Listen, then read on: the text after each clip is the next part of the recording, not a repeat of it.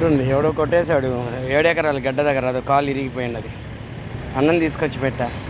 మిడివాలంగా బండి తోలుతున్నారు ఏదో వాళ్ళ ఇంట్లో వాళ్ళకి యాక్సిడెంట్ అయితే తెలుస్తుంది. బండి కొనుక్కున్నది ఇంటికి వెళ్ళడానికే కానీ వీధిలో పోయే జీవాల్ని చంపేసి ఇంటికి పోవడానికి కాదు. అదే చూడు ఏదో చూడు ఎలా పోతున్నారు తాగేసి. ఈ లుచ్చా గవర్నమెంట్స్ విదేశాల్లో ఏదైనా జీవి రోడ్డు దాడుతున్నా, రోడ్లో ఉన్నా దానికైనా ఏమన్నా అయితే లైసెన్స్ క్యాన్సిల్ చేసి బండి సీజ్ చేసి 6 నెలల లోపల నొక్కుతారు. ఈ లుచ్చా ఇండియాలో అది లేదు. ఈ లుచ్చా ఓట్లకి 5,000 2,000 బారేస్తే లుచ్చా యాదవ్కైనా ఓటేస్తారు. లుచ్చా యాదవ్ రూల్ చేస్తాడు. చూడు అదో కాలు ఎత్తుకొని. ఎవరు చెప్పు దిక్కు? అదే వాడి ఇంట్లో వాడు యాక్సిడెంట్ అయిపోతే తెలుస్తుంది ఆ బాధ.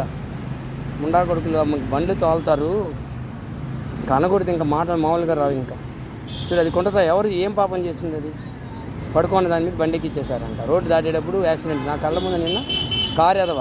మళ్ళీ ఏంది వాడు మామూలు డబ్బా కారోడే కాదు, 1.5 కోటికి కారు తోలే ఎదవలు కూడా ఒక్క సెకండ్లో తప్పించుకుంది కుక్క. అంత నీచంగా ఉన్నారు. రాడ్డు ఉంటే తల పగలు కొట్టేసుకుంటా బండి వాడి కారుని.